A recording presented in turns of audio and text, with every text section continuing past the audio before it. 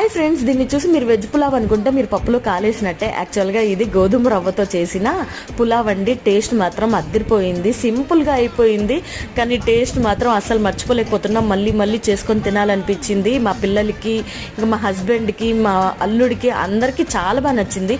ఇంట్లో గెస్ట్ ఉన్నప్పుడు ఏదో ఒక స్పెషల్ చేయాలి కదా అని చెప్పి ఇలా ట్రై చేశాను. యాక్చువల్గా ఈ రెసిపీ మా ఫ్రెండ్ సజెస్ట్ చేసింది. నిజంగానే అలానే అద్దరిపోయింది. ఇంకా ఆ రెసిపీ ఎలా చేయాలో సింపుల్గా చూపిస్తాను, చూసేయండి. ప్రెషర్ కుక్కర్ పెట్టుకొని ఆయిల్ వేసుకొని పోపు దినుసులు అన్నీ వేసుకొని ఇంకా ఆనియన్స్, పచ్చిమిర్చి, కరివేపాకు, మన ఇంట్లో ఉన్న వెజిటబుల్స్ ఏదైతే ఉందో అవన్నీ వేసుకోండి. నా దగ్గర ఉన్నవే వేసుకున్నాను.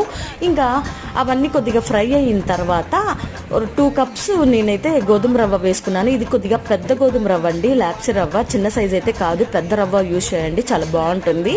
ఇంకా దానికి తగ్గట్టు 5 కప్స్ వాటర్ అయితే పోసి సాల్ట్ వేసి ఒక్క విజిల్ పెట్టాను.